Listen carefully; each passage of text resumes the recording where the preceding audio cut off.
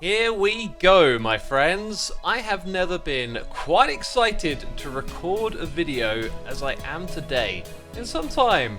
Because, you know, Evil X boss battle.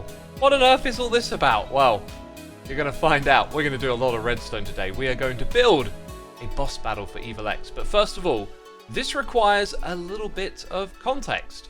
So, some time back, we had the final of the TCG tournament over at Cub's Fantastic Pyramid. This was between EFO and XB, so congratulations to EFO for winning. And we all actually got a prize. Beef revealed his expansion pack for the TCG card game, which introduced alter egos. So we were all given a little mini booster pack which had a handful of these new cards in, and the alter ego that I got my hands on was not the one I wanted.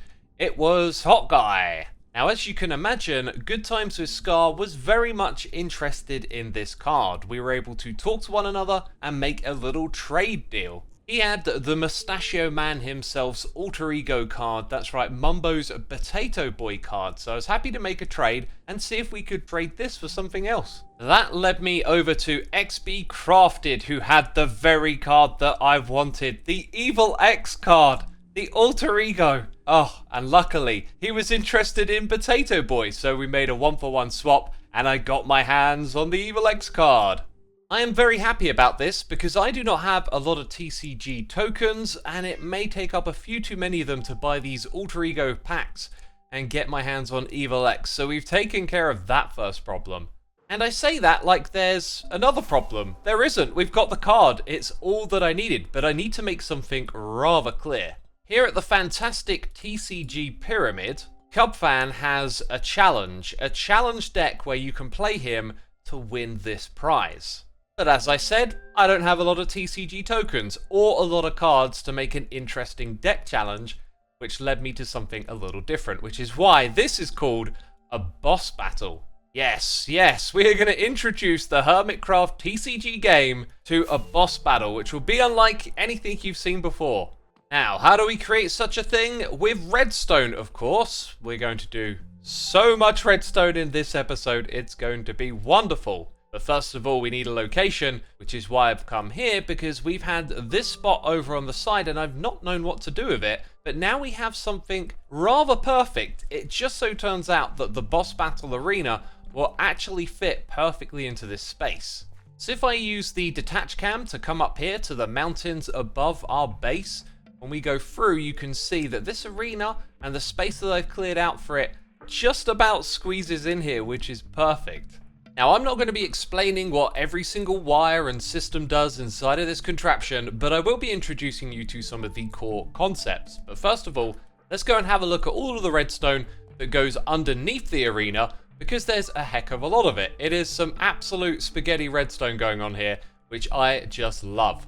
And so far, we probably haven't even placed half of the redstone that's required to make all of this work. But some of this might be a little familiar. For example, where the minecarts go here, this is our deck randomizer for the player who's going to be challenging the Evil X boss fight. So this and a lot of the other redstone systems are taken from the previous redstone arena that we created. You can kind of see it right here, right? That's the randomizer. And this is where the cards will be pushed into the deck up above.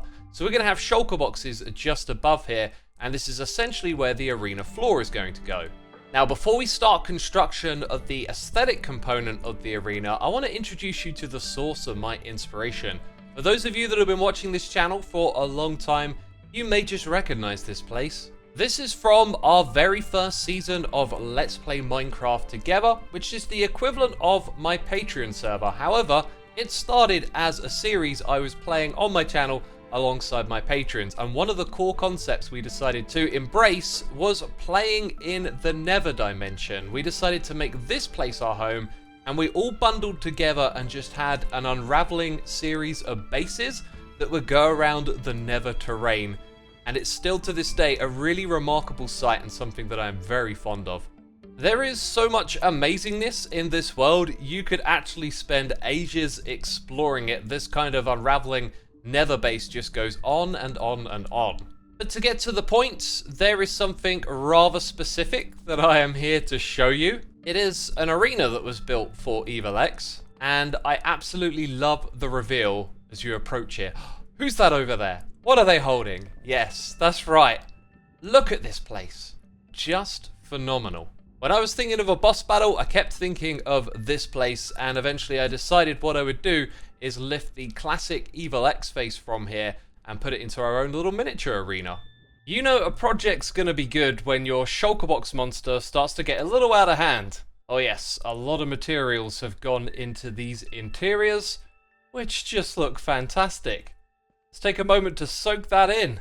So you might be able to suss out that Evil X does not have a deck. As you can see on this side, there is the typical layout for the player to put their cards, and yet on Evil X's side, what we're going to have is a series of moves that Evil X will use against the opposing player. And it is here in the middle that we shall place the Evil X card on the wall. There's room for health and other items on either side. And this is going to work with lives. Evil X has 3 lives in total, so will the opposing player. So you're probably starting to get a gist for how this is going to play. If we pop round to the back here, you'll see that there are some controls to run the game. This is going to essentially work without having an admin area and another player overlooking. Although I got to talk to Vintage Beef about that kind of stuff. Then here is where our instructions will be for the player, which I'm going to write out in great detail. Yes, I need to make it crystal clear for anyone coming over here how to play, and what the prize is, and what the price of entry is as well. I was originally going to say it would take a token to play a game, but maybe a token could buy you 3 games against Evil X. It kind of depends on how hard I want to make this challenge. Now you probably noticed the prize just a second ago because it's in my inventory, and I love how this looks here. It sort of goes around the edge of the border. You can also wear this thing on your head, which just looks ridiculous, and I love it.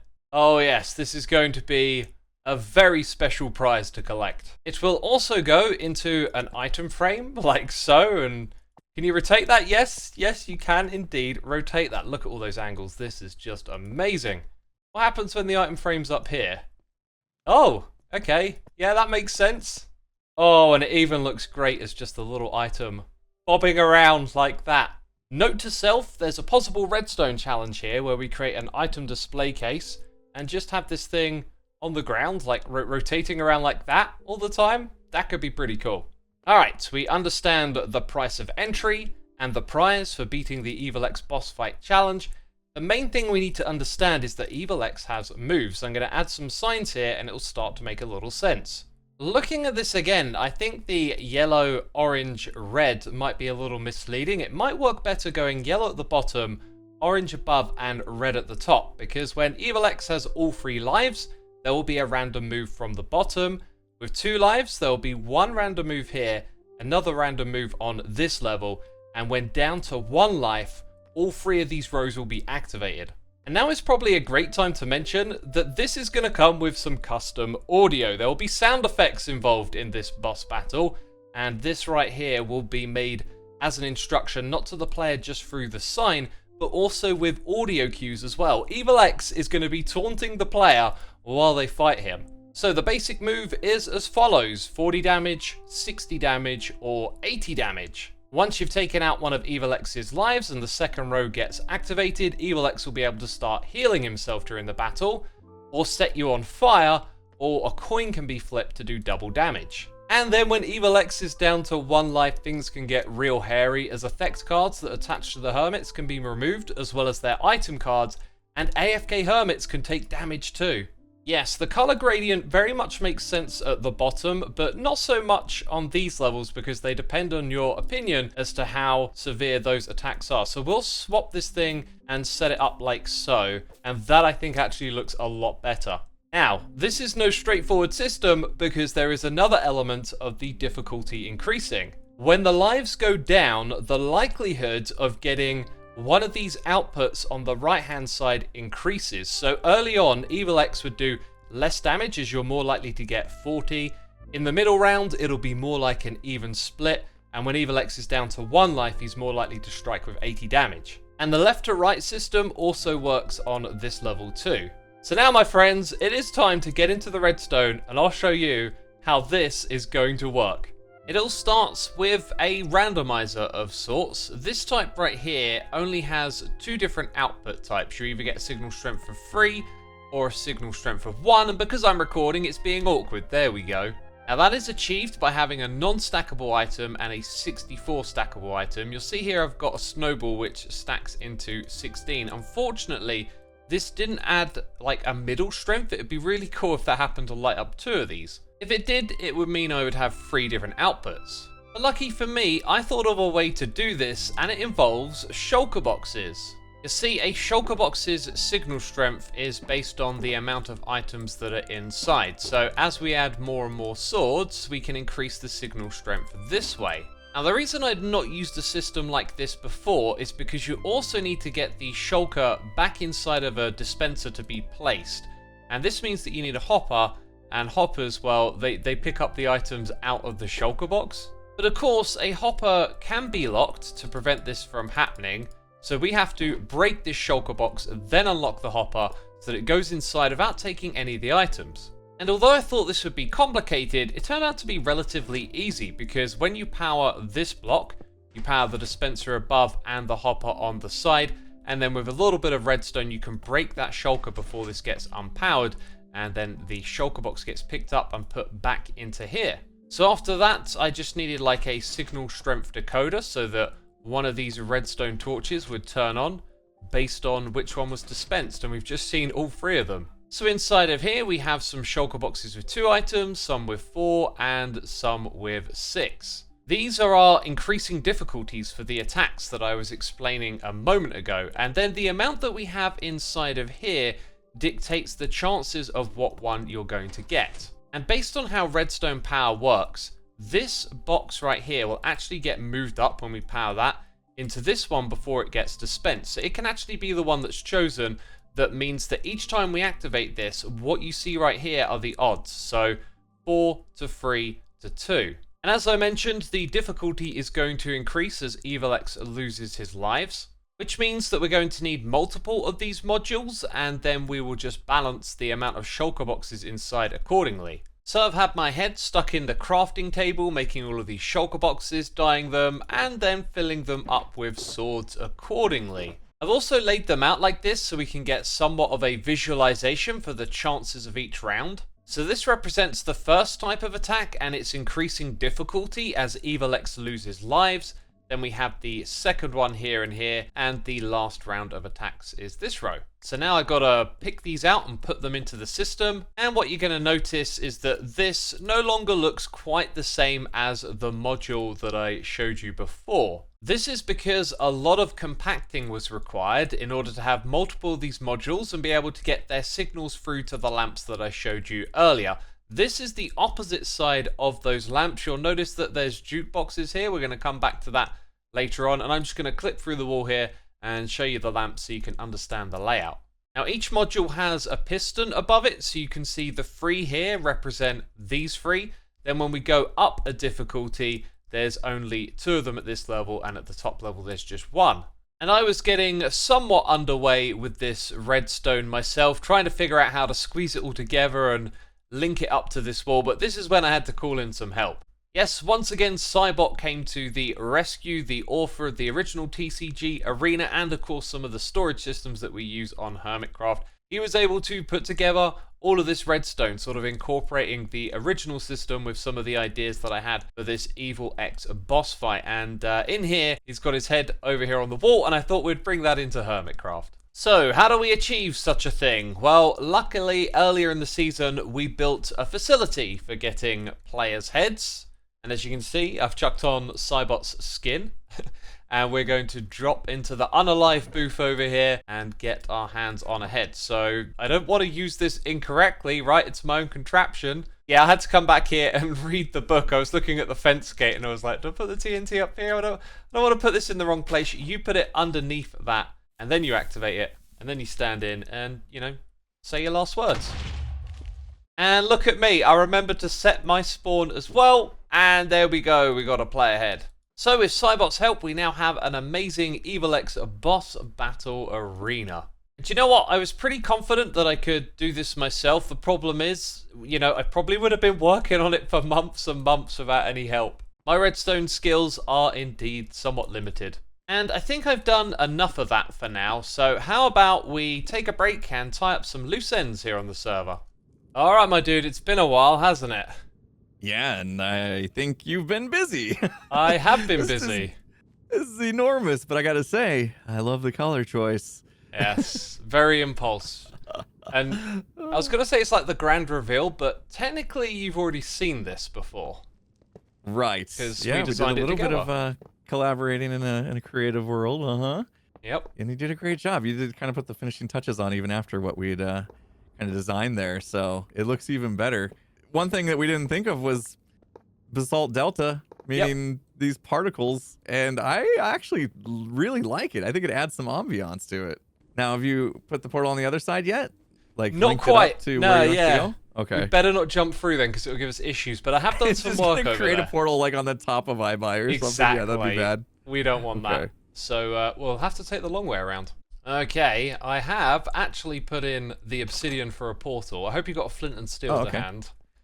Question I don't, is, do you see Interesting. where it is if we just wander through here?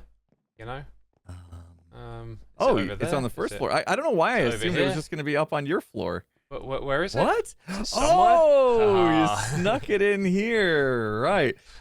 You know what? I thought that you were just going to link it to your floor to like drive business to your... I could have done that. No, I put it right here. Yeah, okay, perfect. First floor. Excellent. All right, let's see if I got a flint and steel somewhere. I did not come prepared. Have you been like walking through here in the last few days then? Probably, yeah. I probably Oh, didn't that's even notice. amazing. All right, grand Right. lighting ceremony happening right now. Here we go. Bam. Okay. I mean, is there any reason to be concerned it's not going to link up? I mean, I don't I'm sure you think did all the so. maths and stuff. It's probably fine. Here we go. I'm giving it a test. Oh, where is this? Where am I? Oh, don't you I'm just even. kidding. I'm just kidding. Don't- I'm I just could- kidding. I could tell. I could tell. Dang. Right. Perfect, man. You are now the owner of the coolest, the coolest portal and tunnel on the server. Tunnel. Yes. Right? And I Think barely it had to is. do any work. I barely lifted a finger other than our Hey, design session. I so thank needed you. it. You know, every now and then you just need to grind out some like resource gathering and building and like turn the brain off. You know, Yeah. I did that. It was great fun. So I appreciate it. You're driving business to iBuy, which is going to Yeah, benefit let's- both of us. So let's hope that's so. a good thing. Awesome. Well, thanks, dude. I appreciate it. I think people are going to love this tunnel. So that's one of 2 nether tunnels that I needed to wrap up, and with this other one, it wasn't very big, but I decided to try and challenge myself. How cool can I make a nether tunnel look, but keep it really slim and simple to build? And this is the end result. I think you'll find this combination of blocks is really cool. Yes, this just leads to the cornflower farm. That's the only reason there's like a tint of blue here. And the other side is not exciting in the slightest, but of course, I need to come here on occasion to get my blue dye. But yes, the tunnel is certainly impressive, and each and every one of those terracotta blocks are just like rotated one turn around, so I was placing them, doing this constantly, and it was kind of disorienting. Anyway, wrapping up loose threads has been a bit of a theme lately, and there's another couple neatly tied. Alright, we're back with a little more redstone. I've cleaned up all of these shulker boxes and just kind of wanted to show you how the modules work when they're stacked. It's pretty simple, but the layout of the redstone kind of makes it look complicated. We've got items in droppers over here, which will get moved across, so the signal strength here will change. Just so it's clear, those items get moved across as Evil X loses lives and then starts to stack additional moves on top of the base damage. And as it does that, it means that a different one of these lanes is going to be activated for each of Evil X's turns. Now this first one that's currently active, it goes up to this module, and as you'll see, the redstone doesn't go any further. The second one over here goes to this module, and then from there it goes up to another module that is directly above it. And then the third lane does the same thing. There's a module here, the redstone goes up, there's a module above it, it goes up again. So now you can understand how there are initially just one move, then there's 2, and then there's 3, and we can weight the outcomes of those attacks based on the shulker boxes in each of these modules. And all of this is important because I want to show you it in action. These circuits and the ways that they're linked up together, they have delays and whatnot built into them, so that when the lamps load up on the other side, these jukeboxes are also going to be activated. we shall now get a taste of what that experience is going to be like here on my redstone test world. And while we're in this spot, I thought I'd show you like all of the redstone that goes into this, since I finished building it all on Hermitcraft. And there are lots of little subsystems and details here that I don't think I'm going to go into too much detail about. Maybe as we add some custom records to the area, I'll get to explain what a few of them do. As you can see, there are quite a few custom jukeboxes. The best way to show you all of this is to run through a dummy game. And that means we're actually going to hear a lot more than just Evil X's moves over here. Let's go ahead and start the game. The game has started. Evil X is taunting the player. I'll come up with something proper later on. Yeah, that is my placeholder acting, because we need to make that sound way more fancy, of course. We need to make it sound like Evil X, who will be taunting our challenger at the beginning of the game. So let's go ahead and end our turn. Aha, 20 damage. Oh, except it says 40. Yeah, I think I recorded 20, 40, 60, and then decided to change it to 40, 60, 80. Oh yeah, and when it's Evil X's turn, smoke particles. That's the little feature that we added in. Anyway, let's end Evil X's turn. Of course, there will be cards on the wall and cards over here as well, but we're just testing how the system works. So once the players had their turn, then we get another roll of the 80 dice. damage. Yes, you heard it, you saw it. And one more time, why not? Here we go. 60 damage. Okay, so now Evil X needs to lose a life. You haven't killed me yet. Things are gonna get a lot harder now. Oh, you saw it. Blinking eyes. Some taunting. Alright, and now it's Evil X's turn again, but this time, as I've explained, you know, with less lives, we're going to see this row here light up on a delay. 60 damage. And then sets opponent ablaze. Aha! So we have auditory instructions as well to make things super clear. Of course, all in the voice of Evil X. Let's now make the player lose a life, and we'll hear a taunt. Another one bites the dust. Haha, this is too easy. You gotta love that, right? That was so cool. Okay, we're gonna make Evil X lose a life once again. You haven't killed me yet. Things are gonna get a lot harder now. Oh, yes they are. Alright, so now all three of these get activated. Let's listen. 80 damage. Flip a coin for double damage. Remove item card. This is just fantastic, right? And you may have noticed as we've been exchanging moves that this up the top here has been changing. Okay, I think it's actually after the player's 9th turn that this gets activated. 60 damage. Yes. Sets opponent ablaze. Okay, here we go. All AFK hermits get 10 damage. And then... oh, the 11th move message, where Evil X talks to the player and taunts them, and then the special move happens. Yay. That's my placeholder acting right there. Very, very unenthusiastic.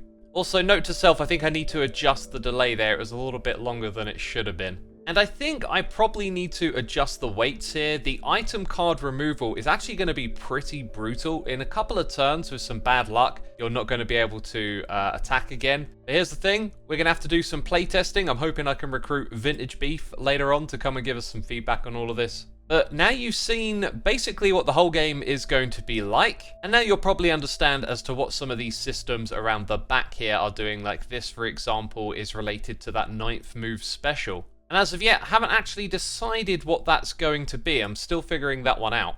So what's next for us is to get out of the Minecraft game into some audio editing software and doing some voice acting for Evil X. This, my friends, is Sony Vegas that I use for editing video. I can edit audio here as well, and it doesn't look too impressive because we're just using a single track. It is named Evil X because there are actually some effects on this track. One of those is the pitch shift, the other one is the reverb, and both of these are subject to change. So I need to record a sample to hear what this sounds like, and I'll literally use what I'm saying right now. You can see it being recorded, and we'll play it back and it will have those effects on it. Alright, here we go. Time to play it back. Sounds like, and I'll literally use what I'm saying right now. You can see it being recorded, and we'll play it back and it will have those effects on it. So with that, my friends, I can create the Evil X voice, and I'm going to skip some of the technical steps about how to export it into audio files. I'm also going to upload those files that I've got to the Hermitcraft server, and we're going to do something really cool next. So over here I have gathered my record collection. I haven't built a farm this season. These have all come from caving and grabbing them out of chests. Oh yes, look at that. A very cool looking custom record. Speaking of which, there's one over there. We'll come back to that later on. What I need to do is load our custom sounds onto these record discs and get them in the jukebox behind the scenes. So to do this, we use the audio player command, and the files are on the server, so now I have to specify the name. And that right there is one of 15 different file names. So it's copied the sound into the game, it's deleted the original file that I uploaded, and I could copy the ID of this, but if I just click put on music disk, it will get this command down here ready for me, and because I'm holding a music disk, it's going to apply it to the one that I'm holding. And of course, for my own purpose, it's a good idea to rename this so I can keep track of it. Okay, there's a jukebox down here in the redstone, so let's give this a whirl. Ha ha ha ha! You wish to challenge me? Futile! You should just give up already. Well, best of luck, or not.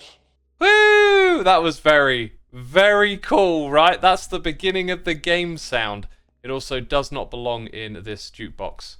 Now, once I make up all 15 of those records and put them into these jukeboxes, then I think we're actually ready to start testing this thing. The only problem is I don't actually have 15 records. But you know Hermitcraft, it's an amazing community. And returning here reminds me of one of the events from earlier in the season where we of course crowned the king of Hermitcraft, Mr. Rendiggity Dog. That crown has now passed, but he's left me a gift over here where we crowned him. That was a really fun event.